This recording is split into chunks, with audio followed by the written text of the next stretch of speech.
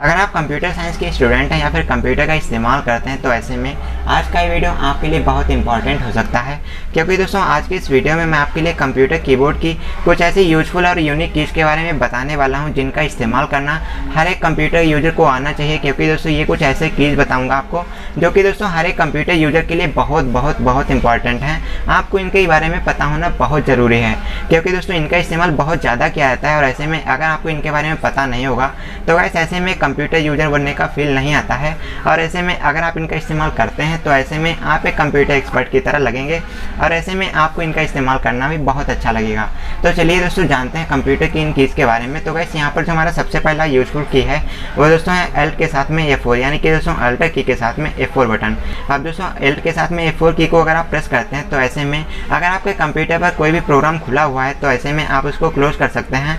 और इसके अलावा अगर आपके कंप्यूटर पर कोई भी प्रोग्राम खुला हुआ नहीं है और ऐसे में अगर आप अल्टर की के साथ में F4 को प्रेस कर देते हैं तो ऐसे में आपके सामने शट डाउन करने के लिए एक मेन्यू ओपन हो जाएगा। और यहाँ पर दोस्तों आप अपने कंप्यूटर को डायरेक्टली शट डाउन कर सकते हैं, लॉग ऑफ कर सकते हैं, रिस्टार्ट कर सकते हैं, स्लीप मोड में डाल सकते हैं। आप दोस्तों यहाँ पर आपको कई सारे मल्टीपल ऑप्शंस मिल जाते हैं जिनका इस्तेमाल करके आप अपने कंप्यूटर को शट डाउन या फिर रिस्टार्ट वगैरह कर सकते हैं। तो गाइस कंप्यूटर कीबोर्ड के अंदर ये वाला की बहुत यूजफुल है, आपको इसके बारे में पता होना चाहिए। इसके बाद में गाइस हमारा अगला की आता है वो दोस्तों कंट्रोल के साथ में A। वेल दोस्तों इसका इस्तेमाल हम सभी लोग रोजाना अपनी लाइफ में करते हैं। अब दोस्तों यहाँ पर क्या होता है, बेसिकली अगर आप अपने कंप्यूटर पर किसी भी टेक्स्ट को सिलेक्ट करना चाहते हैं, अगर कोई फाइल फोल्डर को ओपन कर रखा है उसको सिलेक्ट करना चाहते हैं तो ऐसे में आप कंट्रोल के साथ में A बटन को प्रेस कर दीजिए।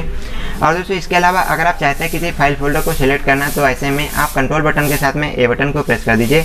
आपका जो भी डेटा है वो दोस्तों सारा का सारा आपस में सिलेक्ट हो जाएगा। और दोस्तों इसके बाद में जो हमारी अगली की आती है उसका नाम है F2, ये दोस्तों फंक्शन की है। अब दोस्तों इसका इस्तेमाल बेसिकली किया जाता है रीनेम करने के लिए। अगर आप अपने कंप्यूटर पर किसी भी फाइल फोल्डर मीडिया को रीनेम करना चाहते हैं तो सिंपल सा आप अपने कीबोर्ड पर F2 को प्रेस कर दीजिए और इसके बाद में आप अपने कीबोर्ड से उस फोल्डर का नाम टाइप कर दीजिए और इसके बाद में इंटर कर दीजिए।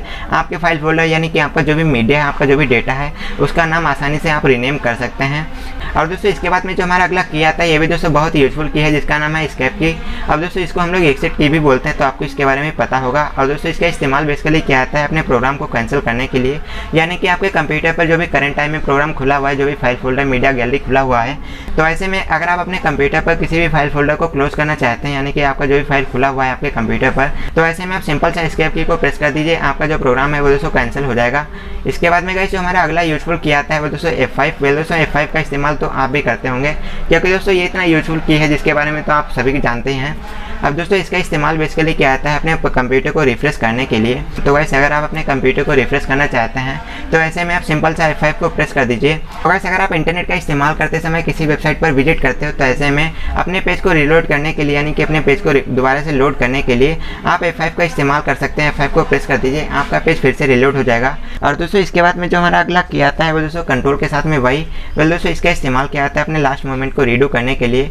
अब अगर आपको नहीं पता कंप्यूटर के अंदर रीडू क्या होता है, एंडू क्या होता है, तो चलिए इसके बारे में मैं आपको पहले बता देता हूँ। तो गाइस MS ऑफिस के अंदर आप अपने डेटा का बैकअप लेने के लिए, यानी कि अगर आप उसके पिछले मोमेंट को देखना चाहते हैं तो ऐसे में आप रीडू का बटन दबा सकते हैं, यानी कि रीडू कर सकते हैं। और दोस्तों अगर आप अपने पिछले मोमेंट को वापस लाना चाहते हैं, जैसे अगर आप कोई भी टेक्स्ट को लिखते हैं और ऐसे में अगर आप वो गलती से डिलीट हो जाता है और आप चाहते हैं कि आप वो उसको वापस ले आएँ, तो ऐसे में आप कंट्रोल के साथ में Z बटन को प्रेस कर दीजिए। आपका मूवमेंट जो भी था वो दोस्तों अंडू हो जाएगा, यानी कि फिर से वापस आ जाएगा। तो ऐसे में पिछले मूवमेंट को वापस लाने के लिए आप कंट्रोल के साथ में Z बटन को प्रेस कर दीजिए, आपका जो लास्ट मोमेंट है वो दोस्तों वापस आ जाएगा। और इसके बाद में गाइस जो हमारा अगला की आता है वो दोस्तों बहुत इंपॉर्टेंट की है, जो कि है कंट्रोल के साथ में S बटन। वेल दोस्तों इसका इस्तेमाल किया जाता है अपने डेटा को सेव करने के लिए। अगर आप MS ऑफिस के अंदर, MS वर्ड के अंदर कोई भी डॉक्यूमेंट बना रहे हैं और ऐसे में अगर आप उस डॉक्यूमेंट को सेव करना चाहते हैं तो ऐसे में आप सिंपल सा कंट्रोल बटन के साथ में S बटन को प्रेस कर दीजिए, आपका डॉक्यूमेंट सेव हो जाएगा। अगर दोस्तों पहले से सेव है तो सेव हो जाएगा, अगर पहले से सेव नहीं तो सेव करने के लिए आपको फाइल ओपन हो जाएगा, वहाँ पर आप उसका नाम टाइप करके इंटर कर दीजिएगा, आपकी फाइल आसानी से सेव हो जाएगी। इसके बाद में गाइस जो हमारा अगला किया आता है वो दोस्तों कंट्रोल के साथ में X। तो ऐसे में दोस्तों यहाँ पर बेसिकली क्या होता है, कंट्रोल के साथ में X बटन को प्रेस करते हैं तो ऐसे में आप जो भी डेटा को सिलेक्ट करके रखे हैं, जो भी फाइल फोल्डर मीडिया या फिर जो भी टेक्स्ट को आप सिलेक्ट करके रखे हुए हैं, तो ऐसे में आप कंट्रोल के साथ में X बटन को दबा करके उसको कट कर सकते हैं वहाँ से। और अगर दूसरे फाइल फोल्डर में पेस्ट करना चाहते हैं तो वहाँ पर पेस्ट कर सकते हैं, कॉपी कर सकते हैं, आपकी मर्जी, आप जो चाहें वो कर सकते हैं। और दोस्तों इसके बाद में अगला जो किया जाता है वो कंट्रोल के साथ में V बटन। वेल दोस्तों इसका इस्तेमाल किया जाता है अपने डेटा को पेस्ट करने के लिए। अगर आप 2-4 फोल्डर को सिलेक्ट करके किसी दूसरे फोल्डर में पेस्ट करना चाहते हैं तो ऐसे में आप अपने कीबोर्ड पर कंट्रोल बटन के साथ में V बटन को प्रेस कर दीजिए, आपका जो भी डेटा होगा वो दोस्तों वहाँ पर पेस्ट हो जाएगा। और दोस्तों अगर आप चाहते हैं कि उस डेटा को कॉपी करना है तो ऐसे में आप कंट्रोल बटन के साथ में सी बटन को प्रेस कर दीजिए। आपका जो भी डेटा है वो दोस्तों वहाँ पर कॉपी हो जाएगा। तो दोस्तों ये तीनों की आपको पता होना बहुत ज़रूरी है, क्योंकि दोस्तों कट कॉपी पेस्ट कंप्यूटर के अंदर एक ऐसा प्रोसेस होता है जिसका इस्तेमाल लगभग हर 2-4 मिनट में होता ही रहता है। तो ऐसे में आपको इन तीनों के बारे में पता होना बहुत ज़रूरी है।